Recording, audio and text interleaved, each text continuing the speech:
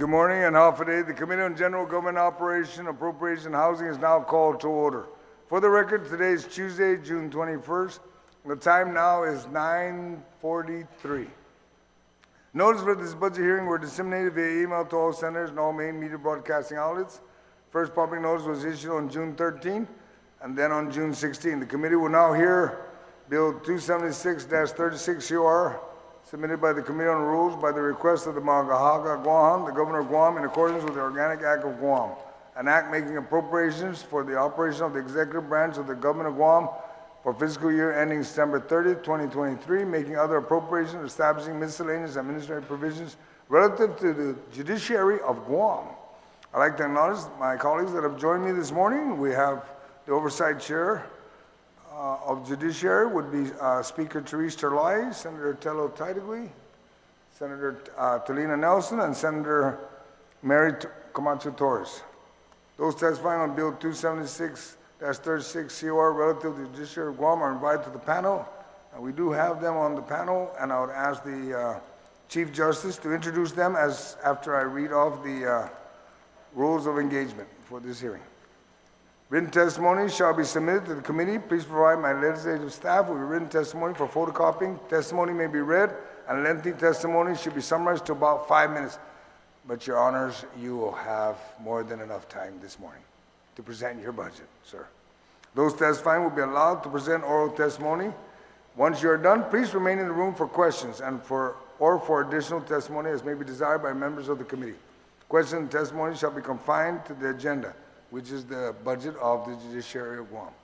Personal inference as to the character or the motive of any senator or any individual testifying is not permitted. Any violation of this general rule of conduct will result in the removal from this budget hearing. Proper form and decorum shall be practiced by all present in the public hearing room for this proceeding. Individuals who fail to maintain proper form and decorum will be restricted from providing oral testimony and will be removed from the room. When you speak, please make sure that the microphone is on and that you speak into the microphone. Other questions may be submitted to the committee and would be submitted to the agency for their response. Please state your name and your title for the record. At this time, I ask the panel members to please rise, and our Sergeant at Arms will swear you in for your testimony. Please raise your right hand. Under penalty of perjury, do you all affirm that any and all information you provide today, whether it be verbally, electronically, and in writing, be the truth, the whole truth, and nothing but the truth, so help you God? Mr. Chair, under oath. Thank you, Sergeant at Arms. I'd ask now the Chief Justice to introduce the panel that have joined him, and then we'll begin with your presentation of your budget, sir.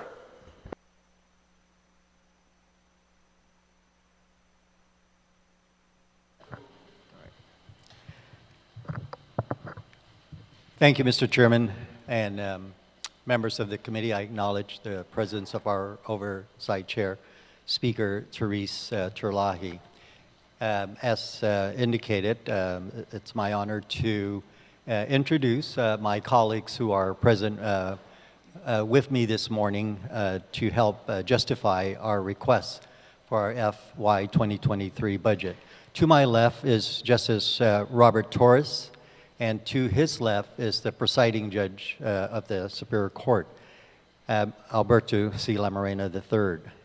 And to my right is the Administrator of the Courts, Ms. Christina Baird, and to her right is our Finance Administrator, Ms. Diane Goodmallen, and finally, our Deputy Administrator of the Courts, Andrew Serge Kenga. At the outset, Mr. Chairman and members of the committee, I just want to acknowledge and thank the committee, the body, the legislature for their support in appropriating the level of funds in FY 2022.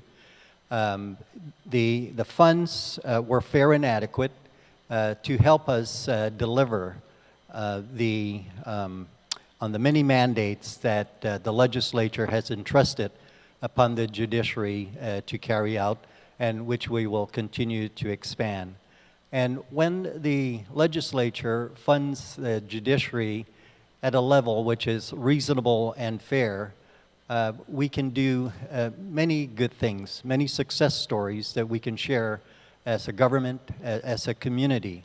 Not only are we able to deliver on the mandates that have been entrusted on the judiciary, but we can also take steps to help government in the many problems that our community faces.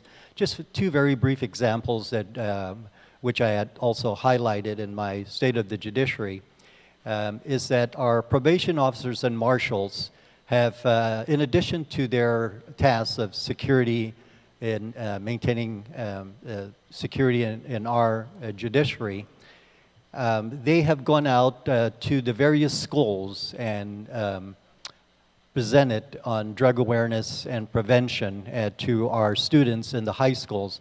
We've had many positive feedbacks from the teachers, the administrators on those presentations, and we're very proud of our employees for having done that.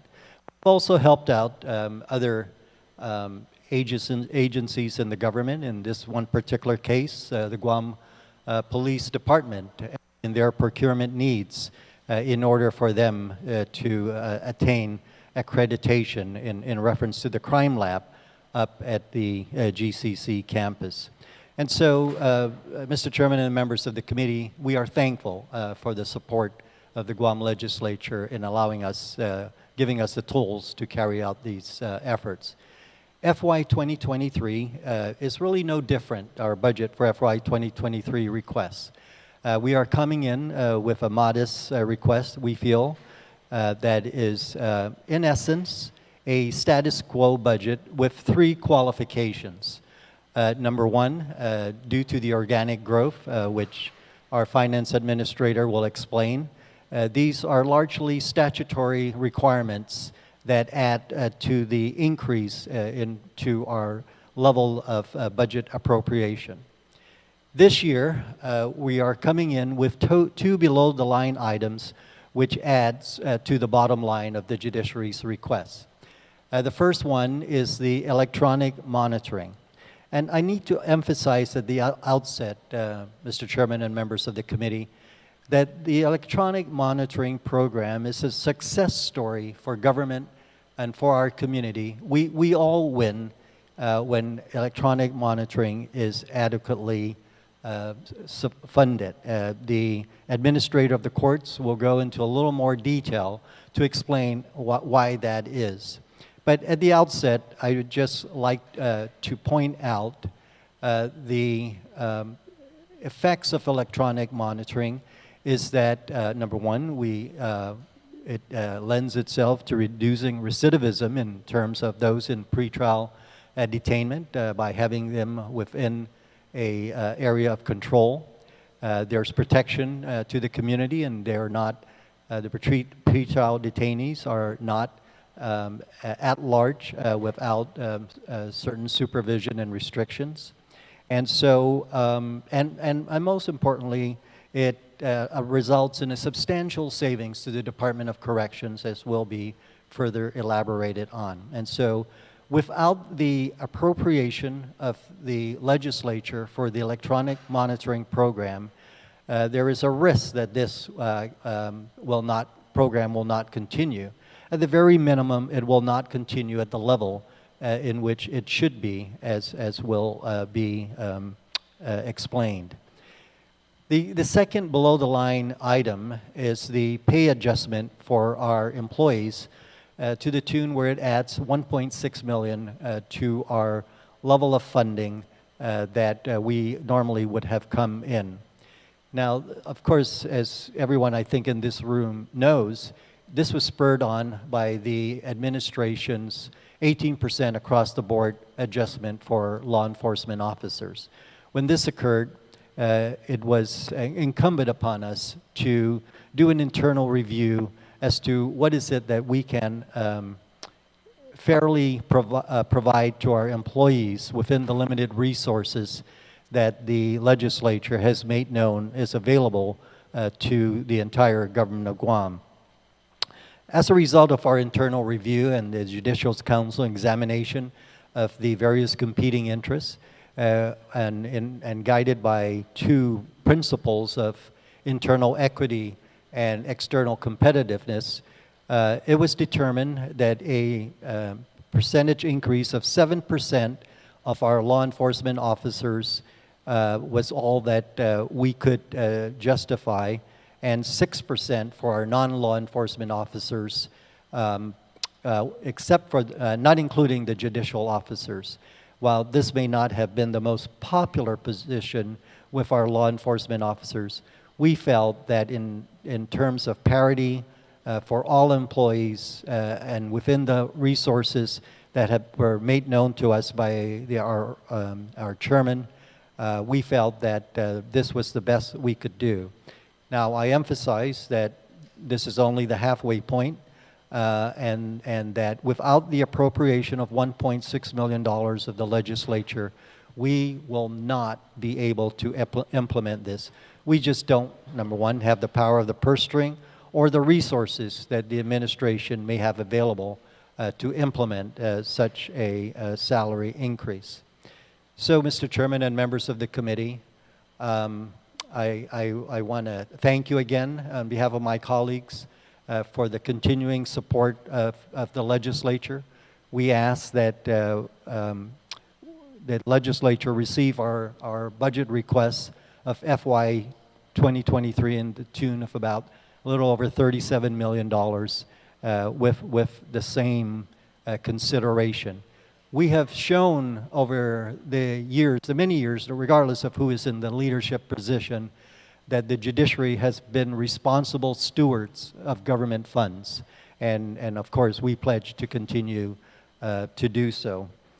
And so with that, Mr. Chairman, I'm going to turn it over to my team and the administrator of the courts. First, we'll have our finance administrator, Ms. Diane Guåhan, who will discuss the numbers and the and the organic growth increases within our judiciary. Our administrator of the courts will present on two below-the-line items, and that is the electronic monitoring and the pay adjustment. And finally, Justice Torres will then share with us his thoughts on the judiciary's contribution and needs at the judiciary. With that, Mr. Chairman and members of the committee, I thank you for your time, and I ask our Finance Administrator, Ms. Guåhan, to begin her presentation. All right, thank you. Thank you, Chief Justice. I'd like to also recognize two additional colleagues that have joined us, Senator Perez and Senator Toniana. Please continue. Thank you, Chief Justice Carbolito, and good morning, Speaker Terlahi. Good morning, Senators and Agustin, Senator Ada, Senator Torres, Senator Perez, Senator Nelson, and Senator Taitagui. If I can have the administrative staff, please pull the slide up. Thank you. Thank you again for this chance to present before you the summary of the already submitted Judiciary of Guam Fiscal Year 2023 Annual Budget Request.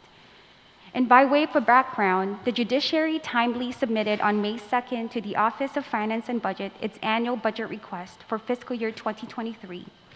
That submitted budget report details the Judiciary's request by divisions and programs, which also included narratives, statutory mandates, as well as an executive summary for this body's review and consideration. Next slide, please. The slide before you, Senators, presents a snapshot of the Judiciary's overall budget request. For the upcoming FY 2023, we are seeking for your support, Senators, to fund the Judiciary with $37,088,548 from the general fund amount available for appropriation. This total requested amount consists of $34,779,000 dedicated for the Judiciary's main operation and what we identify as above-the-line request in this presentation. We are also seeking for your support, Senators, for our two below-the-line request items as mentioned by the Chief Justice. The first is a request of $652,000 to continue the electronic monitoring program. And the second below-the-line request is a $1,655,000 to fund our pay adjustments. Next slide, please. Consistent with years prior, our above-the-line request of $34.8 million allocated to our main operations comprises of 90% personnel services, 7% operational costs, and 3% utilities. And in comparison to the request submitted for FY 2022, the FY 2023 requested as above the line is approximately 1% or $386,000 less. Senators, the budget presented before you is what we uphold to be a fiscally responsible budget. A budget that addresses the rising cost of goods and services, which correspondingly dictates the increase in personal pay scales. It is a budget that has been trimmed down to meet the parameters set before us. It's also important to note that when the judiciary prepares its budget, we go through a very stringent process. Our budget process starts in January, where we collaborate with our division managers and supervisors to determine the number of personnel the division needs to meet their core mission, objectives, and statutory mandates. And over a period of 2 to 3 months, we go through a streamlining process to take the division needs to the absolute minimum. This, Senator, is what is presented in the Judiciary's FY 2023 budget request. Next slide, please. The next slide before you illustrates the methodology or science behind the proposed FY 2023 budget. It is an analysis that communicates to this body the parameters considered in creating a justifiable budget. For fiscal year 2022, the judiciary was appropriated with $32,687,000. And in accordance with Public Law 36-54, the total general fund amount available for appropriation is $623,577,000. Our appropriation represents approximately 5.24% of this total amount. Now, understanding that we would be coming with a budget request to fund pay adjustments for the next fiscal year, we recognize that streamlining and re-strategizing operations would be necessary. The proposed budget submission of $37 million, which includes funding requests for the electronic monitoring program and pay adjustments, represents approximately 5.33% of the total general fund amount available for appropriation as indicated in the FY 2023 Executive Budget Report. If the judiciary came to this body to only fund a streamlined, bare-bone, above-the-line budget of $34.8 million, this amount will only represent 5% of the total amount general fund amount available for appropriation. If the judiciary came to this body to only fund a streamlined, bare-bone, above-the-line budget with only the EM program, the total amount will represent approximately 5.09% of the total general fund amount available for appropriation. These comparisons, Senators, demonstrate our efforts to present to this body a budget that has been cut to respond to the many fiscal challenges we now face, one of which is retaining a qualified and critical workforce to address the many statutory mandates imposed upon our branch. Next slide, please. Now that we have covered the science or methodology behind our financial parameters, I will now take the opportunity to provide some specifics to our above-the-line request of $34.8 million dedicated towards our main operations. As mentioned earlier, 7% of our total above-the-line request comprises of operational cost needs, while 3% is allocated towards utilities. But first, I would like to point out that in comparison to the total operational costs requested for in FY 2022, our current request is approximately 6.79% or $178,000 less. As per the utility, current request is approximately $27,000 more, 2.34% more. But the decrease in our overall operational costs is mainly attributed to the assistance of the CARES Act and the ARP funding. Chief Justice Carbolito, during his State of the Judiciary address, reported that the judiciary had used federal monies to support and strengthen our virtual platforms and operating systems. So whenever possible, needed, and allowed per the guidance set forth under these federal assistance programs, the judiciary utilized and made every effort to take advantage of available opportunities. The total operational cost decreased by $178,000, alleviating some stress in the general fund because of the judiciary's success in quickly and innovatively responding to the pandemic by building its virtual platforms. Highly requested items deferred in the past due to budget shortfall were purchased or are now being acquired with federal assistance. These include, but are not limited to, computers, cameras, data storage, cybersecurity, and server upgrades. Recurring costs, however, and other non-COVID-19 related items that could not be funded with federal assistance remained as part of our annual budget request. As per the utilities, comprising 3% of our total above the line, the increase in the request is mainly attributed to additional costs requested for telephone, internet, and other telecommunication services. But now that we have covered our operational and utilities budget, I will now move on to the biggest portion of our above-the-line budget request, our personnel services. Next slide, please. Of the total above-the-line request of $34.8 million, 90%, or approximately $31 million, pertains to personnel services. Historically, 89 to 90% of the judiciary's overall budget has always comprised of personnel services costs. This is due to the nature of our operation being mainly workforce-driven. In total, the FY23 above-the-line request consists of 390 full-time employees, or FTEs, and 31 volunteer deputy marshal reserves, or VDMR. And please note that this count does not include the 4 personnel requested for the below-the-line electronic monitoring program. With these additional 4 personnel for the EM, our total count will be at 394 FTE. In breaking down the count by divisions, 40% or 154 of our staffing consists of personnel from the judiciary's law enforcement divisions, our marshal and probation. 41% or 160 personnel comprises of individuals from the Supreme Court, Court and Ministerial, Superior Court, and Client Services and Family Counseling, while the remaining 19% or 76 personnel comprises of individuals from the general administration and support staff. Now, Senators, if I can direct your attention to the table on the right side of the screen. This table illustrates the comparison of total personnel count requested for FY 2022 and FY 2023, and as you can see, there is a notable variance of 18. As you may recall, in the last budget submission, the judiciary came before this body and requested for a total of 408 personnel count to be funded for the fiscal year.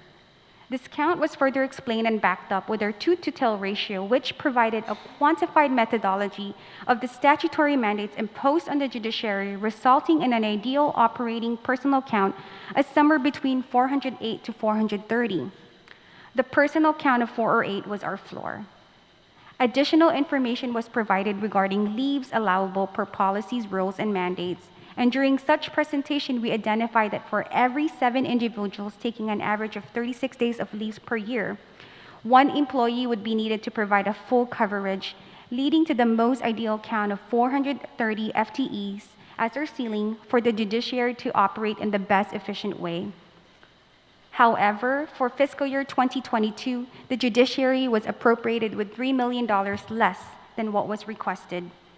To make the appropriation fit for this year, we had to start the fiscal year and operate with only 394 personnel.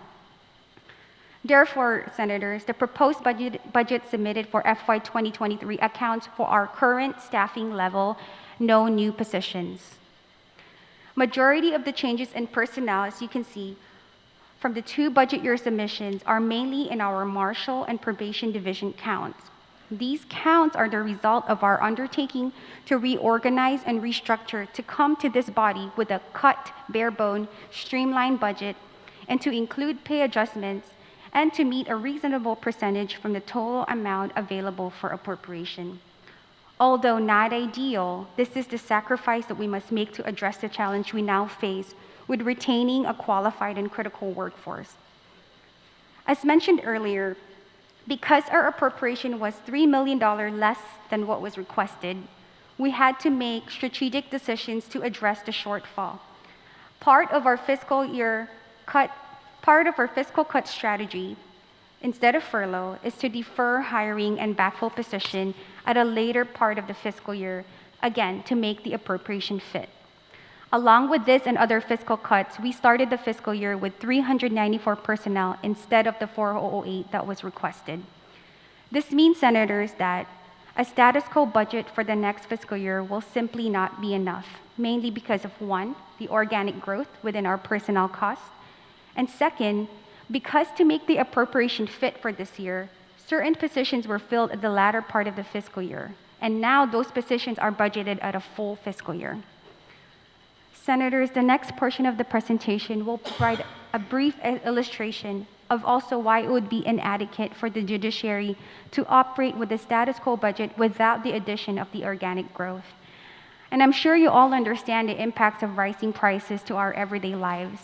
But with that said, I will briefly illustrate how to quantify organic growth by simply looking at one personnel in an entry-level position for the judiciary. Next slide, please. In our example, we will be using a probation officer 1. But before I go further, I would like to note that the example presented does not include any of the pay adjustment proposed. Now, at the start of the fiscal year 2022, our probation officer 1 started the year with a letter grade L at step 1. In addition to pay, this employee will also receive benefits to include retirement contribution, death and disability insurance, Medicare tax, medical insurance, dental insurance, and life insurance.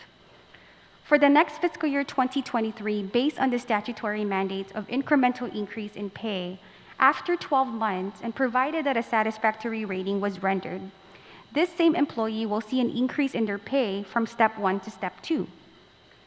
Now, the increase in total personnel cost is not only attributed to salary. Employee benefits will also increase.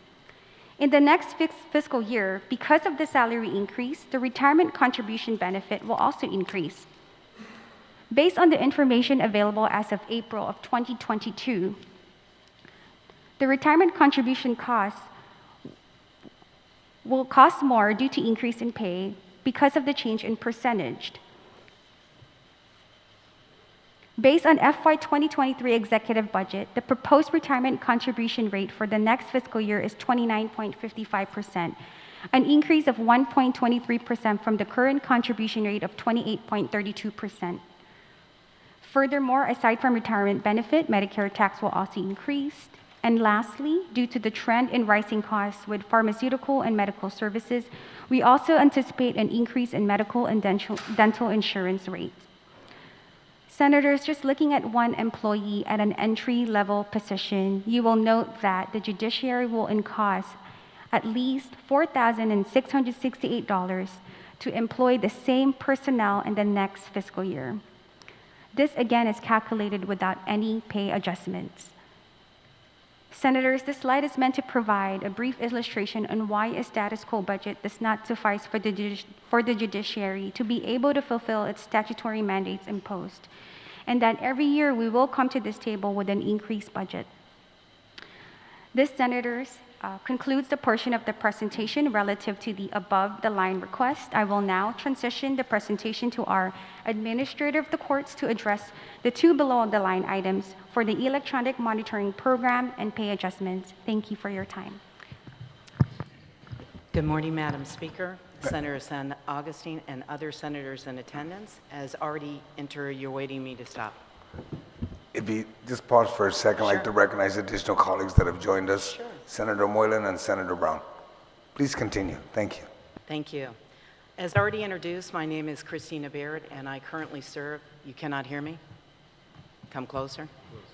I just noticed I have the red microphone. That doesn't seem good. Okay. As introduced, my name is Christina Baird, and I currently serve as the Administrator of the Courts for the Judiciary of Guam. I want to thank all of you again for giving us the opportunity to present just a brief summary of our FY 2023 budget. As already stated, I will be addressing the two below-the-line item, which includes the electronic monitoring request and the pay adjustment request for our employees. Next slide, please. As already presented by the Finance Administrator, our first below-the-line item request is for funding for our electronic monitoring program. As set forth on the slide, the judiciary is asking for a mere $652,728 to fund this program. By way of background, the Judiciary of Guam was appropriated some $500,000 in FY 2019 to start up the electronic monitoring program as an alternative to incarceration at the Department of Corrections. The judiciary accepted this task and put together an electronic monitoring program that had never been tried on Guam. That was the GPS, or tracking of clients, in addition to the tethering option of home confinement. This program had a slow start, and the judiciary made every effort to maximize this initial funding. By number of participants count, in FY 2020, we reported to this body that we had 11 clients on electronic monitoring. By FY 2021, we reported to this body that we had 60 clients on electronic monitoring. And now in FY 2022, due to funding shortages, we have had to cap the number of participants to 50, with a growing waiting list. On the slide presented, you will see our current EM program statistics from 2020, which are also found in our annual report. As set forth on the slide, since 2020, we have had the following activity with our EM program: 262 referrals for EM supervision, 137 defendants have been released to EM supervision, 43 have successfully completed the program or were removed from EM supervision after entering a guilty plea, and as stated earlier, we have 50 participants currently on the EM program. While it took some time to get the program up and running, we are finally there. Senators, this program has been a technological success story. We have used, though, all of the initial funds and monies that were provided back in FY 2019. If you will recall, at our FY 2022 budget hearing, we presented to this body that our initial funding would run its course in December of 2021. Notwithstanding that reality announcement, we did not receive a separate appropriation in FY 2022, which is unfortunate. Recognizing the value of the EM program to not only DOC, but the many other parties involved in the criminal justice process, which includes the community at large, the judiciary has been able to continue the program beyond that December 2021 timeframe, due mainly to our capping the number of participants in the program, in addition to our absorbing some of the operational costs, mainly the cost of personnel used to run the program. We moved probation officers from other critical areas and put them into the EM program as it grew. This has resulted in manpower shortages and has adversely impacted our probation operations as we continue to grow this EM program. Next slide, please. Senators, this slide is meant to demonstrate to you some of the value of funding an electronic monitoring program. It doesn't highlight all of the value. Looking at the slide before you, the first category of value to an EM program is the community benefits, and under that category is the cost-saving measures. EM is a fiscal gold mine as compared to housing clients at the Department of Corrections. Looking at the number on the slides, the savings is great when you look at the cost of what it takes to place a pretrial defendant on EM versus housing them at, DOC. On the slide we present, that savings from the perspective of 100 clients on EM at $130 per day, with a savings of over $4 million. Regardless if you reduce the cost per day, the savings to DOC will always be substantially more than the $652,000 that the judiciary is currently asking for. Right now, as stated, we have 50 clients on electronic monitoring. If you look at the slide above you, that savings in a year is over $2 million. But it's not just the actual cost of $1 to dollar, but also hidden costs that are not so easy to quantify. Those hidden costs concern the reduction of persons placed on pretrial release in an already overcrowded prison system that also equates to a community benefit. The next category of benefit or value is the assured compliance. As already stated by the Chief Justice Carbolito, EM allows authorities such as our probation officers to monitor and verify a participant's whereabouts, increasing the likelihood that violations that occur of a term of supervision can be detected quickly and addressed as compared to those on other types of community supervision and even those that are placed in the prison system and escape. The next category of community benefit is recidivism. While recidivism continues to be a topic of discussion, I would direct this body to a study conducted by the National Institute of Justice that analyzed 270,000 EM-monitored individuals in the state of Florida in 2011. That study concluded that EM reduced recidivism by 30% compared to unmonitored offenders under other forms of community supervision. The next value is participant benefits. Of the many benefits that EM bestows upon participants, the fact that they don't have to carry out their pretrial release conditions within a gated prison is probably one of the greatest benefits. EM programs enable the participants to be on pretrial release within their own homes and surrounded by their support system. Many subject matter experts, to include the National Institute of Justice, opine that the EM program may just be the offender's last chance to break out of the world of crime. The third category that I would point this body to is our compliance with law. Funding the EM program is consistent with legal mandates and Organic Act and constitutional requirements. Starting first with the bail statutes. If you refer to 8 GCA section 40.10, when a defendant is brought before the judiciary to answer charges, judicial officers are directed to follow the mandates of this statute and allow for a defendant to be released. This statute is built upon the dictates of the Organic Act and the 8th Amendment to the U.S. Constitution, which prohibits excessive bail. If there are concerns as to the defendant not complying with the release conditions, then 8 GCA section 4020 has a list of options for the judicial officer to follow. Under that statute, judicial officers are mandated to look for the least onerous conditions, with incarceration being the last.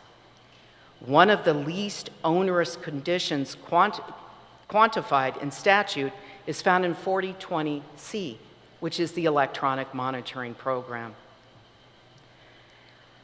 A lot has also been said about making those that find themselves in the criminal justice system, whether because they've been charged with a crime or even eventually convicted of a crime, pay for electronic monitoring. The requirement, senators, of self-pay is a slippery slope that is riddled with potential lawsuits. As this body should be aware, the majority of persons that find themselves in the criminal justice system are not even able to afford their own attorney, which is a constitutional guarantee, let alone pay for electronic monitoring. To not fund the program and expect participants to pay lays the groundwork of punishing indigency. Unequal application between those who can pay and those who can't may be beyond the scope of a budget hearing, but this is our final push to encourage this body to fund our electronic monitoring program.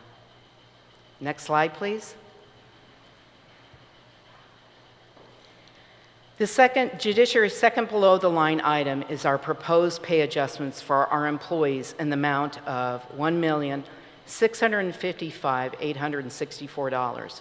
As set forth on the slide before you, the requested pay adjustments consist of a 7% pay increase for our law enforcement pay scales and a 6% pay increase for our non-law enforcement pay scales. As stated by Chief Justice Carbolito, this does not include our judicial officers. As already addressed by Chief Justice Carbolito, the request for the pay adjustments was triggered in January of this year by Executive Order number 22-01, which provided for the 18% pay increase for some executive branch law enforcement. As this body is aware, approximately a third of the judiciary's workforce consists of our law enforcement officers. Under the direction of Chief Justice Carbolito, the judiciary initiated an administrative review of the impact of EO 22-01 and what measures or alternatives could be put in place. Judiciary administration were ultimately guided by the three principles that you see on the slide before you when conducting this review. The first principle that guided us was the external competitiveness, which looked at the impact of Executive Order 22-01 on our law enforcement pay scales. Simply put, Senators, the judiciary had serious concerns of losing highly trained law enforcement officers to the executive branch. Our second guiding principle was our internal equity, which looked at the various impacts to positions other than our judiciary law enforcement. This look was narrowed down to two possible options: the impact of an 18% increase to only our law enforcement, and the second is providing a modest pay increase to all employees of the judiciary. The third guiding principle was our budget tuning for pay adjustments. As already stated by the Finance Administrator, fiscal considerations were brought to the table during this administrative review process. Each proposed pay adjustment required a fiscal analysis as to what the financial impact would look like for the judiciary. As this body should be aware, the judiciary has no separate funding source to fund proposed pay adjustments other than our budget. In the end, administration brought to the Judicial Council the recommendation that is currently before this body: the 6% pay adjustment for our non-law enforcement employees and the 7% pay adjustment for our law enforcement. Ultimately, the Judicial Council adopted this in JC Resolution 2203 and 2206. These resolutions were passed at the regularly scheduled council meetings on March 17th and April 21st. Each resolution requiring that pay adjustments be included in the judiciary's FY23 budget submission. As also stated already by the Finance Administrator, with the adoption of JC Resolutions 2203 and 2206, we knew we had to make serious cuts in order to present these proposed pay adjustments to this body. With much gnashing of teeth, our division managers and supervisors were able to cut to the bare bone operational budget to make this pay adjustment a fiscal possibility. Senators, we realize there is some degree of uncomfortableness in coming before this body asking for pay adjustments for our employees with a questionable economy and an economy still riding on the tail of a two-year pandemic. Yet this is where we find ourselves. The judiciary's request was triggered by EO 22-01, which started the ball in motion, but there are other factors pushing this request. The first is 4 GCA Section 6301C. This section requires the judiciary to perform internal equity on our pay scales annually and to look at external competitiveness at least every 3 years. Senators, the judiciary is losing employees to other employers who can offer more lucrative salaries, whether it be in the autonomous agencies of the government of Guam or the federal government. Our pay scales cannot compete. I would point out that the judiciary back in 2020 had to amend our pay scales as to the hiring of our data entry clerks in order to account for the increase in minimum wage. As this body is aware, the Competitive Wage Act of 2014, as adopted by Judicial Council Resolution 14-006, requires that we hire our classified employees at Step 1. That Step 1 ran afoul of the minimum wage requirements, and we were required to adjust our data entry clerks and hire those entry level at Step 2 in order to be compliant with minimum wage requirements. Simply put, our salaries are not keeping up with even our own mandates and law. As also stated in our budget executive summary provided to you, we are also pushed to present these pay adjustments based upon inflation. We are all feeling the impact, whether it's in the grocery store when you buy milk or when you try to fill up your car with gas. Inflation is here, and adjustments are being made not only on island but elsewhere. Most notable is the Biden administration's proposed increase to the salaries of federal employees from a 2.7 standard annual inflationary pay increase to now a 4.6 for the upcoming FY23 federal fiscal year. Next slide, please. Senators, this slide shows just a few of the mandates or job descriptions placed upon the judiciary's employees in just 3 of our divisions: our courts and ministerial, our marshal division, and our probation division. Senators, the judiciary has a lot of work to perform with these mandates alone. We need a qualified and competent workforce to meet the mandates imposed upon us. We cannot afford to be losing our employees who are being financially lured to other positions. The judiciary has always had the threat of the federal government taking our employees, and now we have the threat from our sister branch. Senators, this concludes this portion of our presentation relative to the below-the-line requests. I will now transition the presentation to the Honorable Justice Robert Torres to provide our closing. Thank you. Hafaday, thank you. I appreciate the opportunity to appear before you today on behalf of the judiciary. Because you've already heard from the Chief Justice, the Administrator of the Courts, and our Finance Administrator, and we want to have time to answer your questions, I'll be brief in my remarks. Let me begin by thanking the legislature for the respect that you have shown the judiciary as an independent and co-equal branch of government. The judiciary's work is a pillar of our democratic system of government. Much of our work derives from performing functions assigned to us by the Organic Act and our statutory mandates from the legislature. We are entrusted with the fair and just resolution of disputes in order to preserve the rule of law. We must protect the community by supervising defendants awaiting trial and criminals on post-conviction release. We must provide qualified defense counsel for defendants who can't afford representation. We must pay jurors for the costs of performing their civic duty.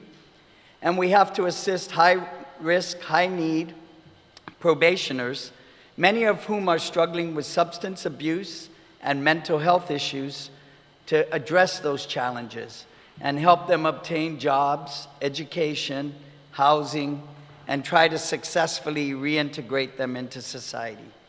And we also have to ensure the safety and security of the public, judges, court staff, and litigants in our court facilities. Our workload does not go away because of budget shortfalls or variations in appropriations, and this work is labor-intensive.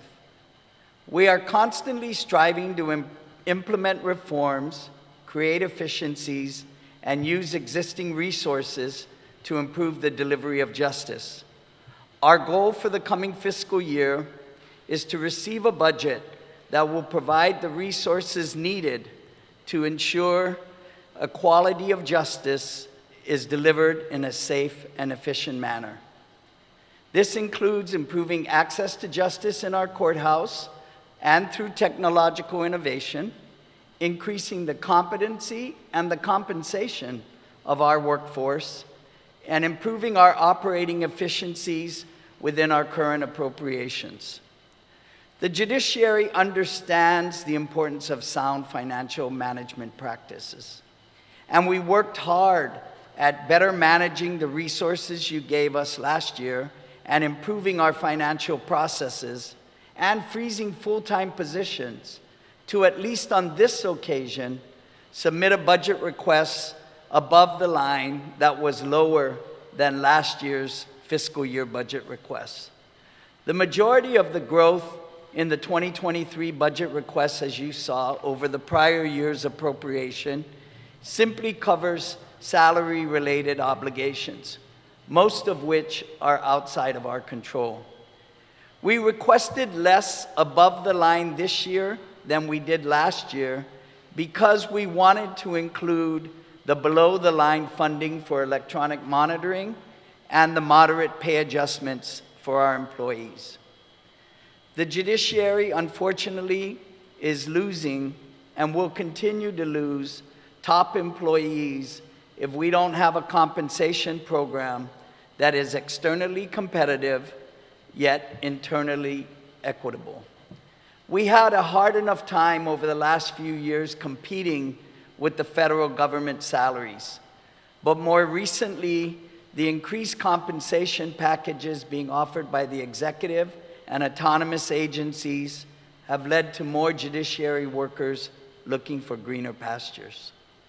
We've had key employees leave us for GPA, GWA, GIAA, the Port, GPD, and GCC. Losing an employee is not an easy experience. Not only is there a loss in productivity and institutional knowledge, but there are costs associated with recruiting and training new employees and redistributing work to already overwhelmed employees. But it's not only the risk of losing employees, but our ability to attract new ones that will be problematic if the judiciary doesn't offer compensation packages that are competitive with the autonomous and executive branch agencies. We believe the best way to show employees you value their work and their contribution is by compensating them in a fair and transparent way. We looked within our own operations how we could better manage these resources and increase our transparency and improve our financial processes so we could come to you in good faith and ask for these pay adjustments, and doing so in a fiscally responsible manner. We realize the magnitude of challenges you face as you seek to apportion the resources at your disposal among the many competing interests represented within this committee's jurisdiction. As you make those difficult choices and trade-offs, we ask that you keep in mind the unique constitutional role of the judiciary and the importance of its effective functioning to our democracy. By providing the resources needed by the judiciary, you're ensuring that we can continue our vital role as intended and as required. There's so much more to do, and we hope that you will help make that possible. Finally, on behalf of the Chief Justice and all of the justices and the judges and court leaders, we want to reiterate our continued commitment to work cooperatively with you and the committee staff as you prepare a budget that preserves the quality of justice in a fiscally prudent manner. Dankluna Sidzusmasi.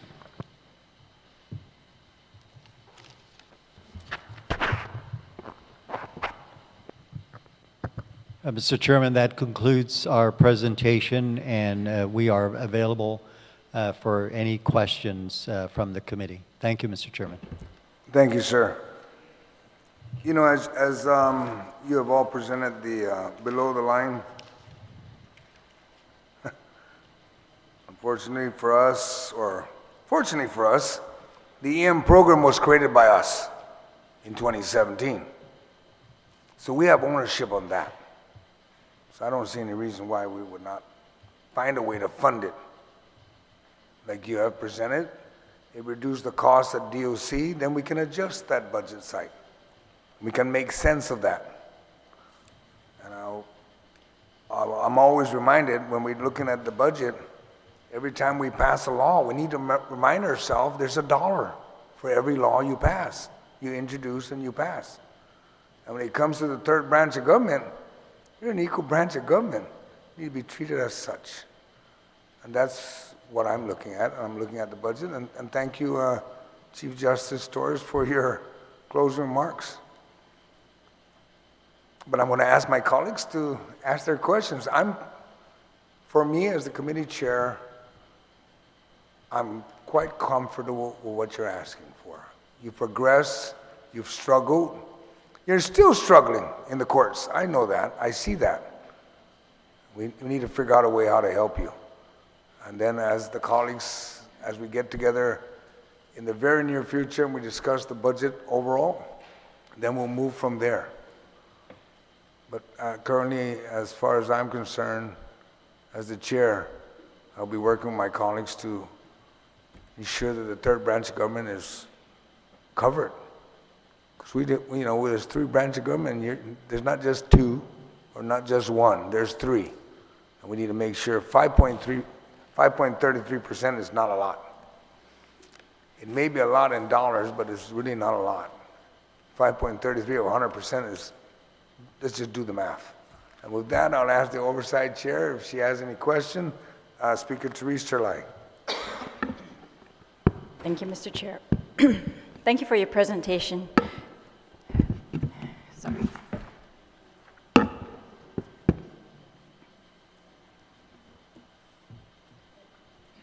All right. And so I appreciate the work of the judiciary, and especially through the pandemic, and to make do with what it had last year.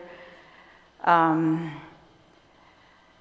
know you're calling it a shortfall. However, I don't agree with that terminology, because FY20, the judiciary received 32.1. FY21, it received 29.5.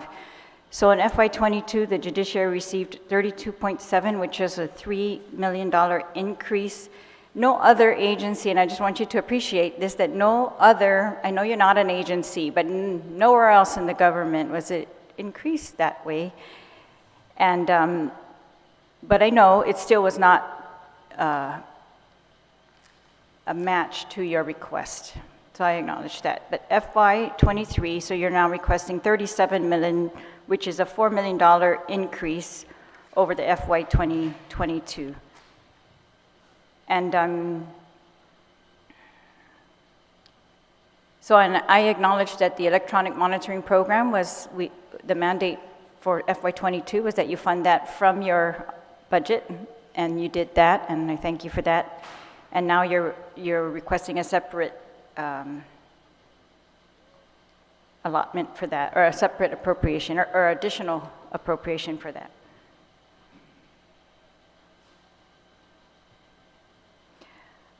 The judiciary did receive CARES and ARP funds, is that correct? Could you just describe how those were used? Well, let me just say at the outset that the judiciary did receive funding of we are receiving, in the process of receiving, $4.5 million of ARP funds. And the finance administrator can break that down more in particular, but essentially two principal areas. Number one, of course, for the sanitization, continuing efforts as required in primarily in the use of those funds. But what we have invested, the majority of the funds, is on our virtual platform. As the pandemic was upon us, it was incumbent for us to have a different manner of conducting our business and providing access to justice, just like the legislature experienced. And so we are heavily investing in a virtual platforms in reference to our basic infrastructure to do this in an efficient and timely way. And if you want to break down of the numbers, our finance administrator can describe that. Thank you, Chief Justice Carbolito. In reference to the ARP Fund Act of 2021, we were allotted with $4.5 billion, an official information from the executive branch. But however, our instruction is it is on a reimbursement basis. So we have to front the cost and then request for reimbursement from the Department of Administration.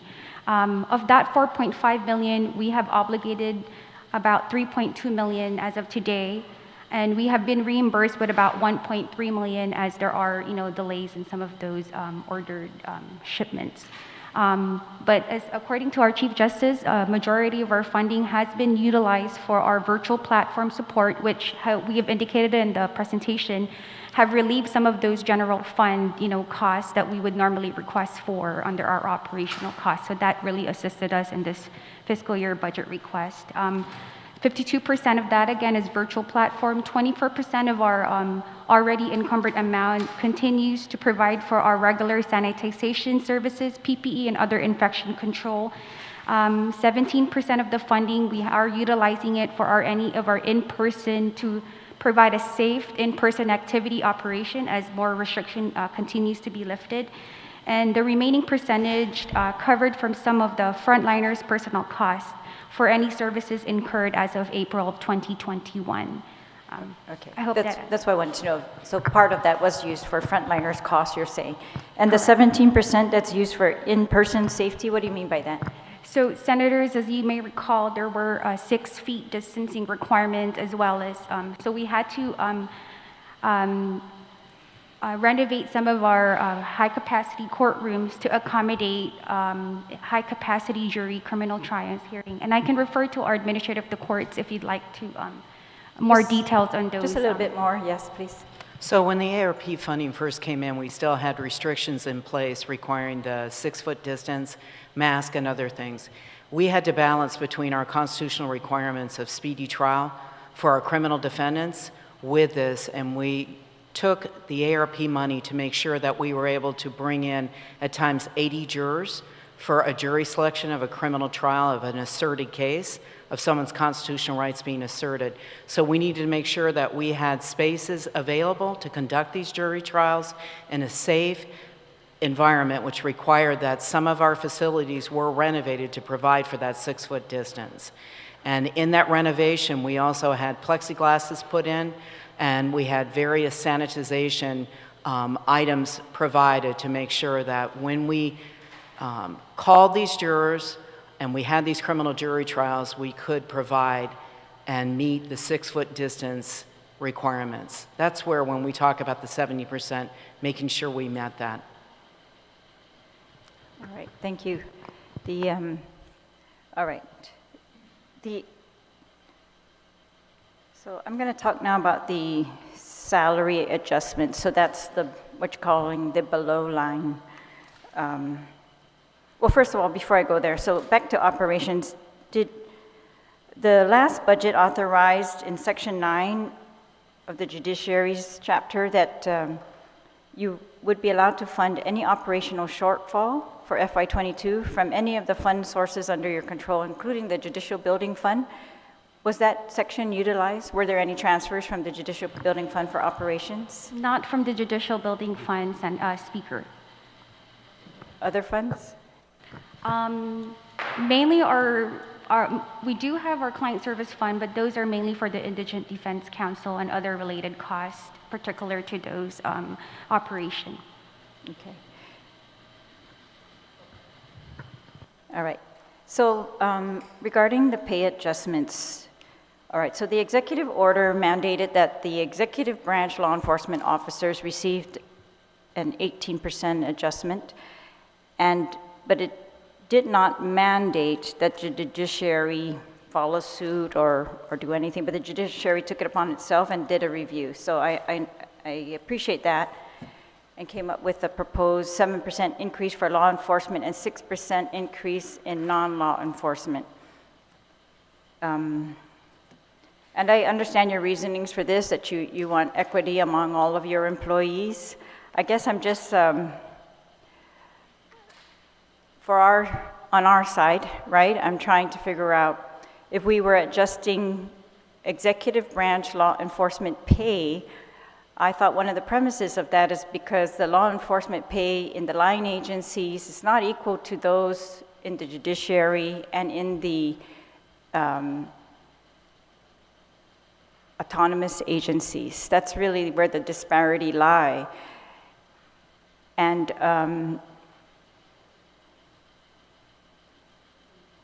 so I'm wondering if your law enforcement officers are equally adjusted or even adjusted in another amount, that we're going to result in the executive branch line agencies with disparate pay. I mean, I'm not sure because that executive order doesn't really describe the disparity in detail, but I'm guessing from past experiences and past hearings that that's how they have described the disparity. Let me just add and clarify, Madam Speaker, that because, and we can provide the data to support what is it that you are thinking may be the case. Prior to the law enforcement pay adjustment, our marshals were slightly ahead of GPD in reference to the pay comparison. As a result of the 18% adjustment to the Guam Police Department, then our law enforcement, in particular our marshals, fell behind the GPD in terms of the salary comparisons. With our 7% adjustment, we are still slightly behind, but not in a disparate way.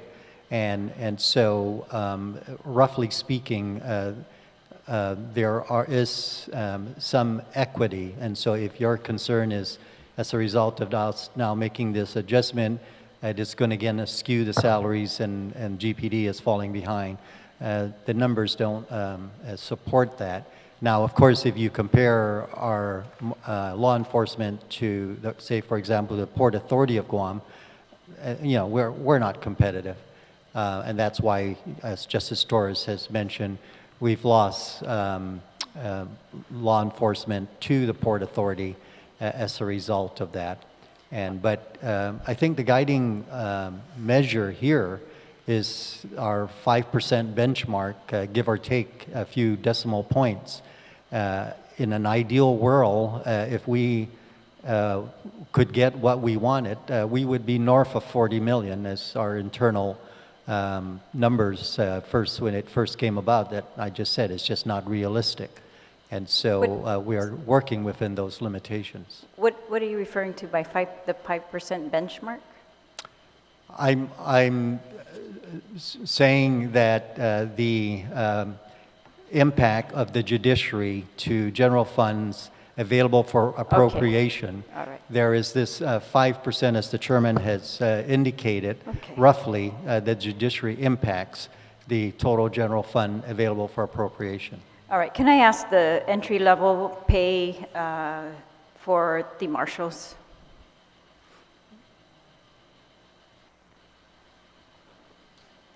I'm sorry, Speaker, we don't have that information. We can provide it later, though. Okay, thank you. Yeah, so I'm looking at one of your slides where you describe the probation officer's entry-level pay as 37,128, and you were describing organic growth, almost that every year there's an additional cost of 4,668. Their salary looks like it raises from 37 to 39, but with the additional cost of insurance and retirement, it goes to a 4,668 increase. All right, yeah, so I was just comparing that. I didn't compare the marshals, so I didn't have that information in front of me either. But so the probation officers are 37,128 annual salary, entry level, and the GPD is 29,140 after the 18% increase. But the proper comparison in terms of the type of work performed, Madam Speaker, is you compare the probation officers to the parole officers, because they function in a similar. We compare our law enforcement marshals to GPD, who provide security and protection, and that's the apples to apples and oranges to oranges comparison. You compare the marshals, you mean? The marshals? To GPD. Yes, all right.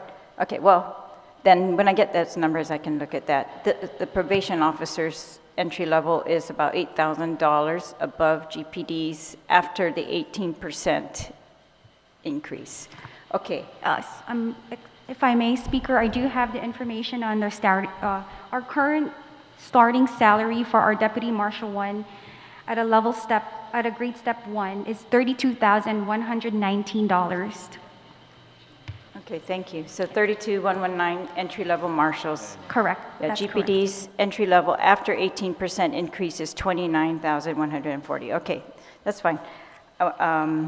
But just for the record, Madam Speaker, our probation officers make $7,000 less than the parole officers who are perform comparable work.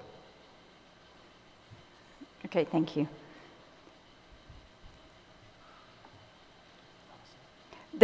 Is the judiciary governed by the executive branch pay plan?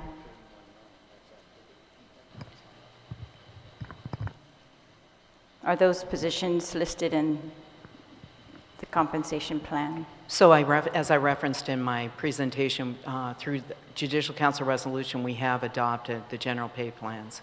Okay, so that's separate. So if the government of Guam is considering adjusting pay, the judiciary would not be included, you're thinking? I mean, that because you've adopted your own pay plan. So their adjustment to that compensation plan would not affect the judiciary? That's correct by statute. Yeah. All right. And and then the proposal to increase the non-law enforcement officers' pay, I mean, I see your logic. It's, you know, you want equity among all your employees, and I guess I'm just trying to figure out again for us on our side, that was an executive order that increased the law enforcement pay. The rest of the government's pay, or all the other positions in the government, have not been adjusted except for nurses and law enforcement, and I think they may be looking at some others, but they've discussed adjusting the rest of the government, but they haven't proposed that yet, and we have not done that yet or authorized it yet. And so I'm just concerned again that we will raise the you will raise the judiciary's salaries, and that's your prerogative, discretion. But yeah, if we're going to end up with additional equity issues on the rest of the government, but we'll see. Again, like I said, the executive order did not really detail the equity issues that it was trying to resolve. So, Madam Speaker, We'll let me just double-check add, his- if I Pardon? may, Pardon? that any adjustment would be effective on October 1st, should this body decide that that's in order.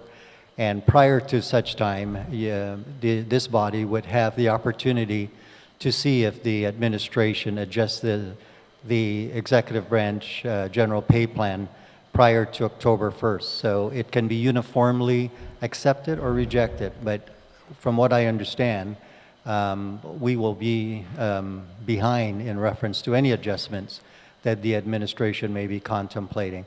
But all this right, body so, yeah. controls that. thank you. Thank you. The Judicial Council resolution spelled out that those salary increases would be dependent upon additional appropriation, or it had some appropriation language, but I wanted to ask for the record, if that additional amount is not provided, will these salaries be increased? Absolutely not. Okay, and now I'd like to talk about the electronic monitoring. That was a big part of your presentation. Do you currently require the electronic monitoring, persons being monitored electronically to self-pay? No, we don't. I believe, and the presiding judge can answer, I believe there's only one current individual that is paying, that is able to. Okay. Most of our cases have indigent defendants. They don't pay their attorneys, and they certainly cannot pay for the electronic monitoring. All right. And then the program is currently staffed by the probation officers that you said that were currently detailed, right? Yes. But you said that detailing these probation officers to that program has an adverse impact on the probation officer office. And I guess I want to ask you exactly what you mean by that adverse impact. So, thank you, Speaker. When we first started this program, as stated, it was a slow start. So we had probation officers that were assigned to other duties just as we started to grow the program. As the program got larger last fiscal year, we had to pull those probation officers from their other duties. Some are assigned to adult probation, some are assigned to other work that they must perform as probation officers with other cases, and we have pulled them away from those duties. So now when we talk about adverse impacts to the other sections of probation, their work is not being done, or we're seeing more and more comp time being earned as other probation officers are having to carry on their duties. How long has this been, how long have they been detailed that way? So again, we started the program because it was slow. 2019. They had dual duties and they were able to maintain it. When you only have 11 clients on EM, it made it a little easier. Now, last fiscal year when we had 60, and it's not just the clients on EM. When you see our statistics up there, we have referrals. The POs are required to go out and assess to determine and advise the judicial officer whether that particular participant qualifies or is able. They would recommend that they go on electronic monitoring. There's a lot of back work in the electronic monitoring. So I think I've skipped off somewhere, but I think I've answered that. Okay, thank you. Yes, so, yes, Presiding Judge Lamarena. Wait, let's turn that on. Just to add to what the OC just mentioned, most of these probation officers that are assigned to electronic monitoring are on 24-hour call because they respond to any person who's on EM who has violated their conditions. They respond to that call immediately. So it's not unusual for these probation officers to arrest somebody at 2 o'clock in the morning, 4 o'clock in the morning. So they're really on 24-hour call based on violations. So that's why we required dedicated probation officers as the numbers grew to address that problem. Sure. And I appreciate that the probation office altogether has been able to accommodate this program. I was thinking when we, I think it was our law that put that in there as one of the options to be used, but that this was actually very consistent with their duties and that technology was also benefiting the probation office if this was a successful program because they were able to use technology as opposed to the in the field monitoring, which we know, is a very big challenge with the number of people. I'm sorry, we're only using it for pretrial now, so the number of people on pretrial. I think we had proposed that it could be used pretrial or probation or pre-sentencing, but it's only right now the program's defined as being used for pretrial. And yeah, but I still think that's consistent with the work of the probation office and maybe saving them also from that field work if this is successful and effective. And I'm concerned about if, we want to expand the program. If you are telling us that it is effective and it's successful, I think we should expand it. I agree with you there, but I would rather we spend the money on more clients than on, if we can accommodate it within the existing infrastructure at the court, right? Then we save, then we really save. We expand this program. So if we,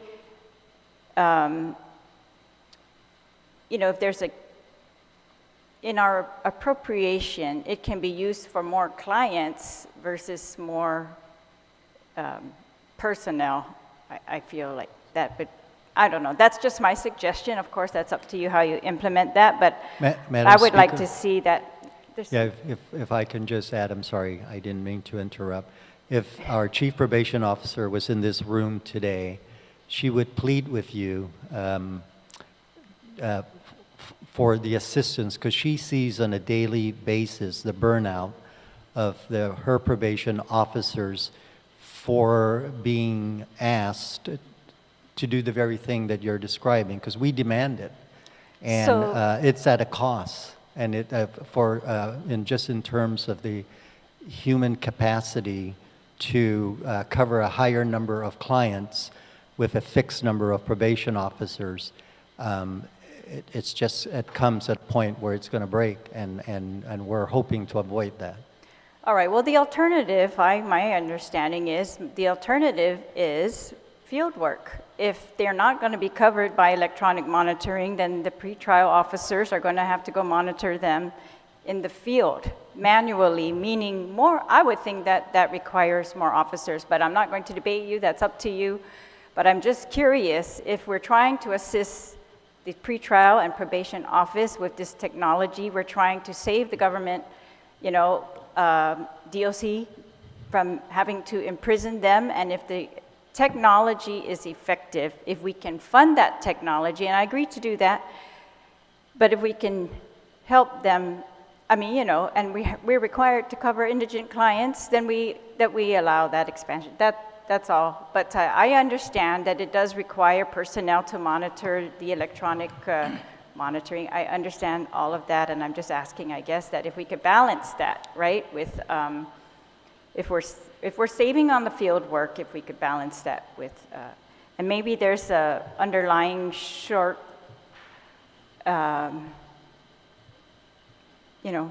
staffing with the pretrial or probation office, but I guess I wanted, we are looking at a bill that's going to be coming up for hearing on expanding the probation, this technology, and it's not gone beyond pretrial. So yeah, we also want to look at that. And so we were trying to stretch these dollars as far as we can, and I hope you appreciate that.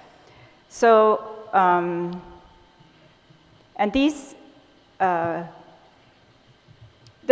the probation officers, the pretrial officers, these are all included in the law enforcement officers receiving the increase. Is that correct?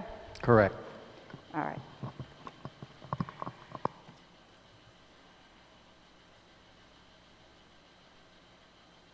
Madam Speaker, if I may just provide you the information that you were looking for, just as Torres pulled it up from our website. Which and that is having to do the GPD officers in reference to the 29,000 entry level that was prior to the 18% adjustment. With the 18% adjustment, the Guam Police Department entry level police officer 1 is now making $35,335. Our marshal's entry level is $32,118. So, what did you say that number was for the GPD? Because I got that number from the chief just now. So, what did you say it is? The police officer 1, they're after the 18% adjustment, they are at $35,335. Okay, yeah, maybe we had a miscommunication, but I got my information from the chief of police, so we'll Yeah, we'll compare and provide you with confirm. the data Yes, that thank we you. are using. 3532, I okay. think the 29,000 was before the 18% increase. And then the Port Authority, Police Officer 1 makes 37,000. So Right, we understand there's a huge disparity between GPD and the autonomous agencies, and that's what I'm hoping they were trying to resolve with those pay raises. I hope the autonomous agencies don't respond in turn with increases of, I don't know, maybe, they need them, but it's just going to further exacerbate that disparity. All right.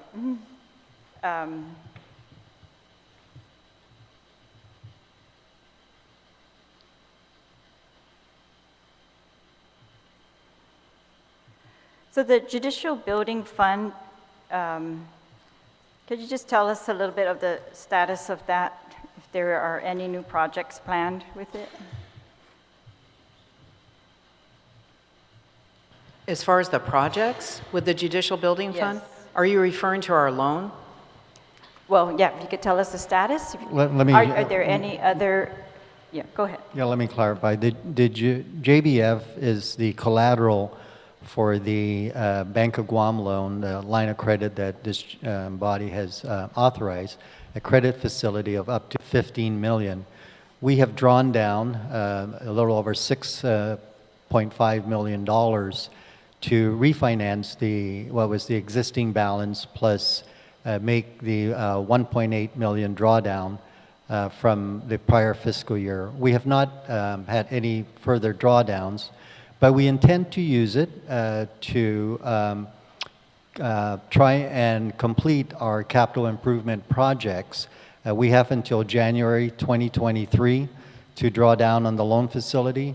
When we did our pro forma based on the revenue and projections as a result of COVID-19, we're thinking that we can, our projection for the next 5 to 7 years, that we're hoping that the JBF can be used to support a loan drawdown of $10 to $12 million, which will allow us, which we've already started, in terms of the historic courthouse. That went out to bid.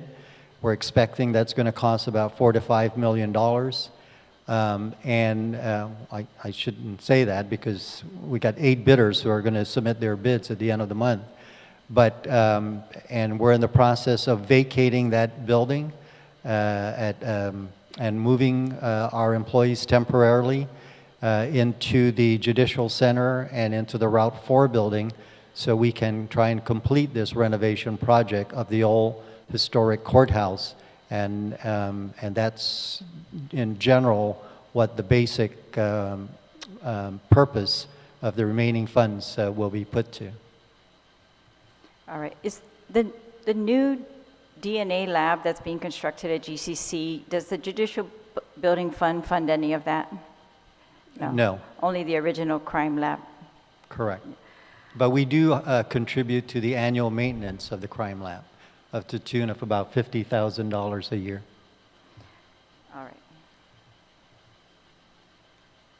Okay, and I'm getting information again that the original salary for GPD was $24,000 before the increase, and 18% increase, it's now $29,000, but I'll check your data and we'll confirm. All right, Mr. Chair, that's, sorry, one more question, Chief Presiding Judge Lamoran. The drug courts, I'm a fan of all these therapeutic courts and alternative courts, but can you just describe the drug courts?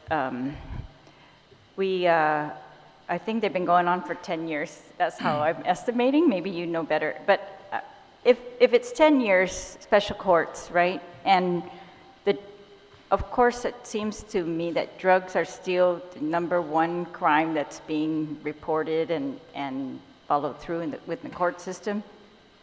Do you have any recommendations for us? Do you believe this drug court is still the most effective model for this type of offense, or do you have any other recommendations?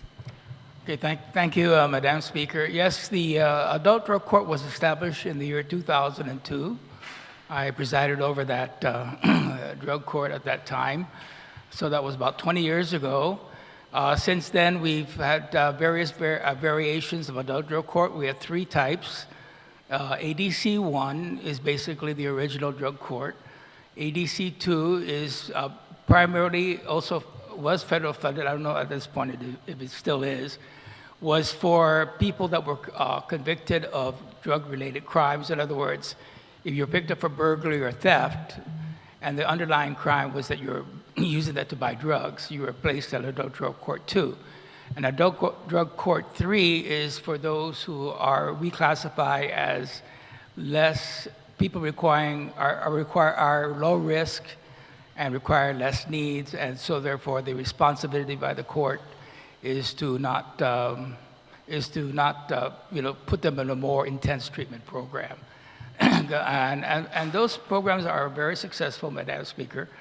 The only problem is that because of limited personnel and a limited funding, it's very difficult to expand the number of people going into these programs because they're very treatment intensive. And, when I go to speak in various classes, I tell students that if you want to help people and you are afraid of blood and guts and you don't want to go in the medical profession, then go become a counselor or a drug and alcohol counselor, so that, because we need people like that. Unfortunately, Guam is very lacking in individuals that concentrate on those programs, and that's why we have a very difficult time expanding our programs. And I hope that maybe the legislature can find means to encourage people to go into those professions, and maybe have the University of Guam and GCC provide programs that people don't have to go off island to accommodate those programs. But the ADC program is very successful. I think the recidivism rate is very low.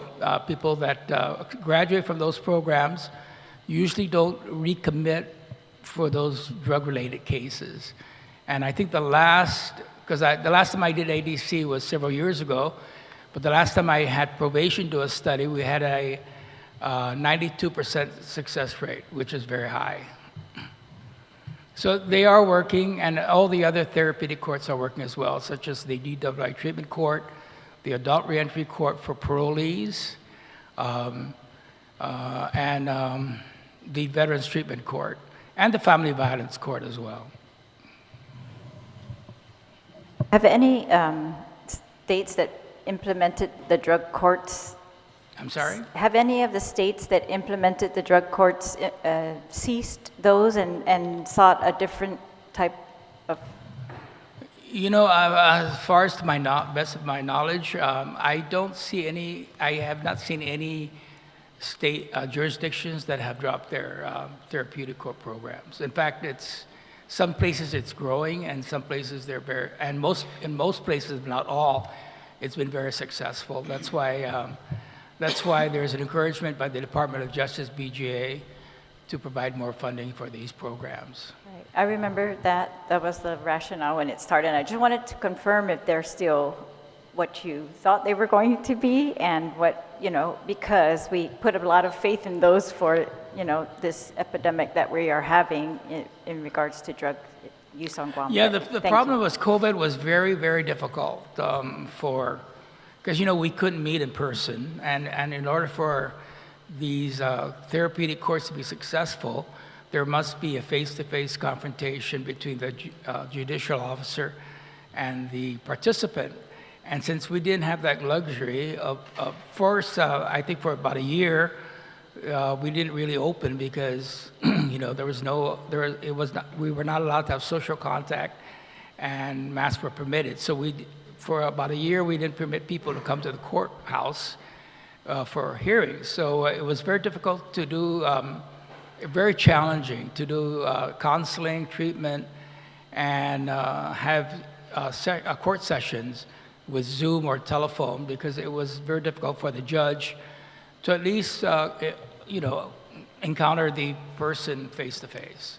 But it's been very challenging. We're getting back to normal again, and as far as most of the treatment courts, we're getting in-person participation again. All right, thank you. Thank you very much. And thank you to all of you again, and for all of your hard work, and to all of your employees for their hard work. And we'll continue to try to improve as we go along, and hope we can give you, as the chair said, what you have requested, and that I just want to resolve equity issues across the board if we can, because we're getting it from every agency, and everyone wants to see that as well. So, thank you, Mr. Chair. Thank you, Speaker. Senator Tello, do you have any questions? Because I know you needed to leave soon. Yes, Senator Brown and I have to leave, but I greatly appreciate the opportunity to ask a few questions. And but most especially to thank you for all your hard work at the judicial branch. And if you can please extend that to all the staff down there at the judicial branch, we definitely appreciate their hard work, and we see it too as well. And I just, and that brings me up to asking if you want to talk to the governor about this, but we just had 2 agencies come here with their ARP funding that was deposited directly into their account. We had Public Defender here, it was given directly to their account. We had GVB, was given directly to their account, and they haven't spent it yet. They have it standing. So maybe you want to reach out to them, ask them why they left the judiciary out for the ARP funding to go your way. I watched those same presentations, Okay. and I asked our finance administrator, why she doesn't have that kind of influence. But we asked them. We're subject to reimbursement, and that's the bottom Okay. line for us. Well, I think maybe we can try again since you have some other agencies, that receive it off the bat into their account. And I appreciate the showing us where you're spending that funding. I know that you also received CARES Act funding. I believe it might be expiring this year, December of 2022. Will you be able to spend all that funding? I'd hate to see any money going back. Yes, Speaker, I'm sorry. Yes, Senator. We did spend all of the allotted amount under the CARES Act. And again, that was on a reimbursement basis as well. Okay, thank you. Also, with regards to your special funds, you have about 14 special funds. In FY22, are you tracking what you anticipated as the $3.8,470,000? What I have is $3,847,836 is a number that I'm coming up with on what you anticipate from your special funds for FY22. I could be wrong on that number. Senator, if I can ask on which information are you referring to? This is all your special funds. This is the special funds for like Board of Examiners, Compiler of Law Fund, Comprehensive Law, Yes. Regulatory System, Continuing Education, Criminal Justice Record, Drug Treatment Enforcement. There's 14 of them. Yes. I noticed it wasn't in your budget bill, but I know that this funding is received by you. And I Yes. think it's anticipated that you're about to receive, well, I think your estimate is about $4,306,938 anticipated for your special funds. And the question I have, if that number is correct, if I'm not, please correct me. And the question I have is the judiciary special funds amounts in operational cost, is it included in your FY 2023 operational costs, or is it not included? Portions of the submitted budget, Senator, does include those restrictive collections that are dedicated towards certain programs. It also does include portions of a federal grant award program under the Office of the Attorney General for the Child Support, which we do receive 66%, and we do match it with a 34% local match. So those, Senator, are considered as part of our budget to avoid any supplanting and to also consider all other available resources that we may have in preparing our fiscal year budget. Okay, so I can assume that your budget request does not include any of these special funds into what you're requesting for. Yes, Senator. And is it anticipated that I was kind of curious because it's anticipated 4.3 million, is that what you anticipate for all these special funds? Those are really based on collection. I do not have sufficient information with me right now to project those, but perhaps I could provide it at another time. Yes, and also what the amount is for FY22. FY22, what is the amount that you collected in FY22 as well? Oh, I know we're not finished with it, but Right. if you're tracking what you anticipated your projection would be. So based on just the two of our biggest funding, which is the judicial building and client service, we are seeing that the collections are getting closer to how they were prior pandemic, but they're still not quite there because we did see about 25 to 30% dropped because of the pandemic based solely on those two funding. So closely, Senator, we are reaching the point where we were prior to the pandemic, but not there yet. Okay, well, thank And let you. me just add, Senator Tello, that just Doris just pointed out, the figures you're reading, we provided those figures, so they're accurate to the extent that we provided them. But those are restricted funds. They're dedicated to those programs that the various 14 programs that you've just enumerated. Those funds are dedicated for that purpose, and those are restricted funds. We can't just use it for our general operation. Okay, well, thank you so much. And again, thank you so much for all the hard work you're doing down there, and I appreciate you answering my questions. Thank you. Thank you, Senator Tello. Senator Talina Nelson. Ma'am, do you have any questions for the panel? Yes. Thank you, Mr. Chair. Good afternoon, everyone. Thank you for being here, and thank you for the presentation where you broke down all of the pertinent items that you have, and I thank you for introducing a very pragmatic budget. I appreciate all the work that you have done, especially for the electronic monitoring program. That is a huge, huge deal. I've always been a strong advocate to ensure that electronic monitoring was funded or is being funded.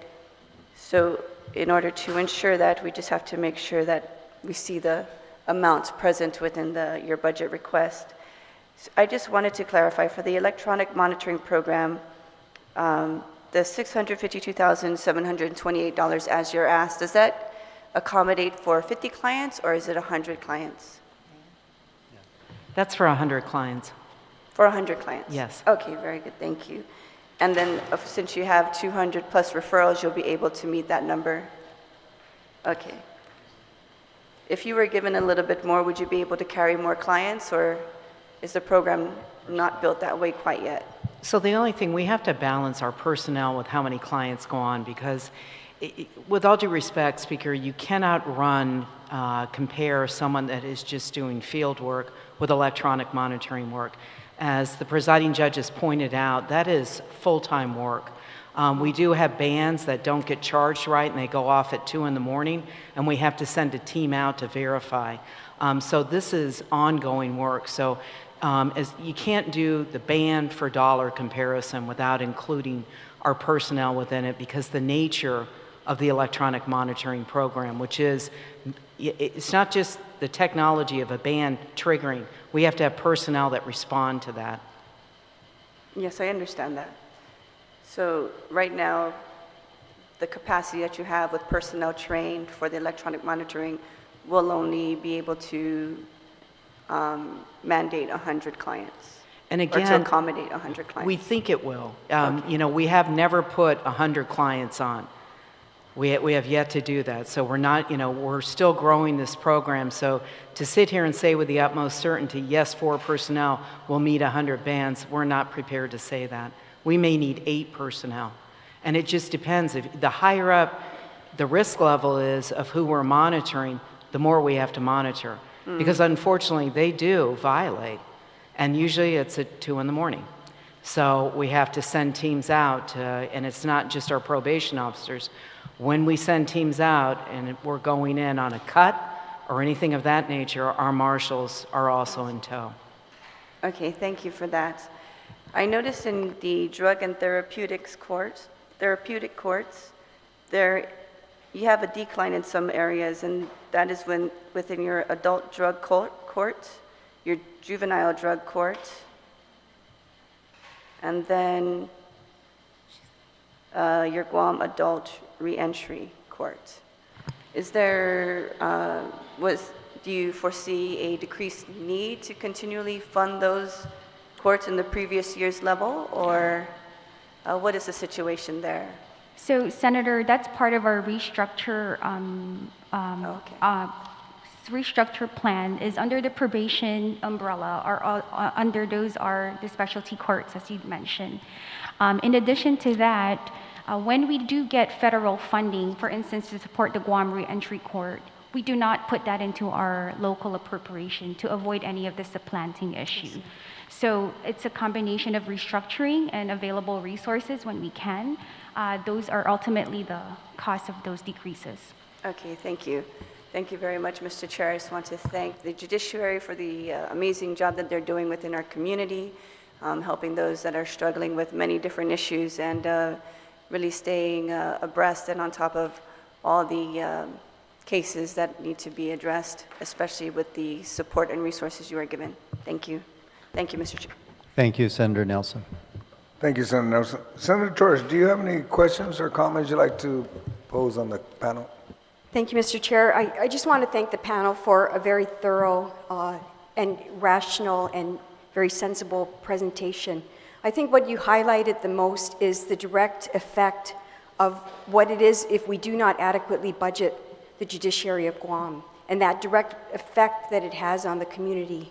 One of the things that I look forward to sincerely every year is the State of the Judiciary address and the report that is generated, because that gives a very big snapshot of what it is that the courts do and how the courts have such a direct and profound impact on our community, especially when we consider what has happened over the past 2 years with COVID, the rise in domestic cases, the rise in abuse, the number of wards that have increased with the Office of the Public Guardian, and you're still having mandated to perform and service all of your clients. But most especially, I think why I am supportive always of the court and always advocating to give you adequate funding is that we understand that the court, especially in present day, is dealing with a very broken community. And it is the courts that are helping families across the board in their therapeutic court system, in their restorative justice programs, and especially also with even people who have had infractions, to give them second chances in life. It's that investment in the person who has a residual effect on the families and the community at large that I see as one of the greatest benefits of the court system right now. And so with that, I appreciate that you not only came to us with a very sensible budget, but that you projected what would be your above-the-line budget proposal and your below-the-line. Because the two have to be looked at for what they are, but the two should also be given greatest consideration and equal consideration, because I think that your below-the-line request is the sort of thing that's going to allow the courts to be effective. And it is an effective court system and a judicial system that we most need right now with Guam's challenges, the challenges that we have in our community, the challenges that we have with substance abuse, the challenge that we have generally with people not taking their lawful responsibilities to heart. And with that, Mr. Chair, I sincerely hope that we can assist our third co-equal branch of government, who's really just requesting 5% of the general fund allocation, which as a third co-equal branch of government is very little to ask for, given your mandates and most especially what you deliver to the community of Guam. So with that, I offer you my full support, and I hope that when we go before the body, when the body goes into session for the budget, that this third co-equal branch is, in fact, given the respect that we say we have for you, but most especially given the support that is due to your branch, I believe, in the interest of Guam and the good of our community. So with that, I just wanted to thank you again for your budget submission, but most especially for your dialogue, because it helped to kind of put things in perspective. Thank you, Senator Torres. Your closing is a lot more effective than our closing, in my opinion. That was a good one there, Chief Justice. But, you know, on the same note as a couple of the colleagues brought up about the EM, the amount that's below the line, and then at the same time, you didn't include the personnel to cover the EM. And maybe you can submit some information to the committee so we can try to balance that. Huh? We did. No, when you look at your slide, it said didn't include the 4. It is? The Yes. 600 would cover it? Yeah, below the line, yes, Okay. correct. Okay, then I read it wrong, but I'm good. Okay? I'm good with the budget, and the committee will conclude this budget hearing. The committee will continue to receive testimony. Please address your written testimony to the Committee on General Government Operations, Appropriate Housing, and submit it via email to Senator Joe S. and Agustin at gmail.com or to my office located at Brand Care Building, 2nd floor, Suite 3, 761 Marine Corps Drive, Tamuning, Guam. Jesus Masi, Chief Justice, Presiding Judge, and to the Chief Justice for being here, and for the folks being here, and for those at home, thank you for watching. This budget hearing on Bill 276-36 COR relative to the Judiciary of Guam is duly heard and is now adjourned. It is 11:32. Thank you. Please be safe.